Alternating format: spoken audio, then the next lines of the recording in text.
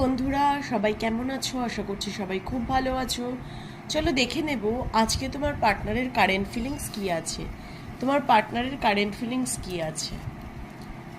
First card হচ্ছে 10 of cups. তোমার partner ভীষণ রোম্যান্টিক ফিল করছে এবং তোমার পার্টনার তোমার সাথে একটা ফিউচার প্ল্যান করছে, ফ্যামিলি প্ল্যান করছে, চাইছে যে তোমার সাথেই লং টার্ম চলতে।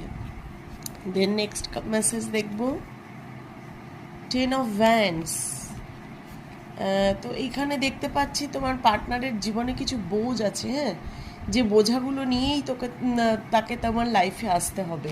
কিছু রেসপন্সিবিলিটিস, ফ্যামিলি রেসপন্সিবিলিটিস আছে এবং তোমার পার্টনার মনে করছে এই মুহূর্তে তোমাদের রিলেশনশিপটা একদমই শেষ হয়ে গেছে, কিন্তু যেখানে শেষ হয় সেখানেই নতুন শুরুয়াত হয়।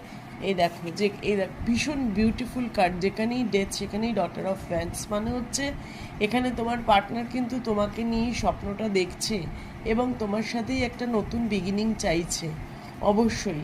কারণ এখানে একটা নতুন বিগিনিং, একটা নতুন স্বপ্ন ডটার অফ ফ্যান্সের কার্ডটা বলে এবং তোমার সাথে একটা প্যাশনেট মুভমেন্ট চাইছে, সে প্যাশনেটলি তোমার কাছে আসতে চাইছে। দেন দেখে নেব ফোর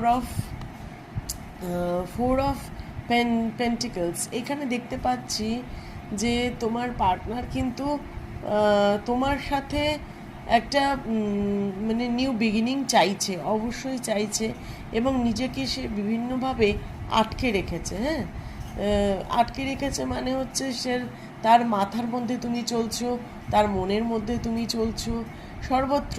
এবং সে এখন মানি সেভ করছে। তোমাকে কমিটমেন্ট দিতে গেলে বা তোমার সাথে এগোতে গেলে তো অর্থের প্রয়োজন, সেজন্য সে কিন্তু এখন মানি সেভ করছে যে কিভাবে তোমার দিকেও অ্যাকশন নিতে পারে। এরপরে 5 অফ ভ্যান্স। তো তার বিভিন্ন ঝামেলা চলছে। 5 অফ সোর্স।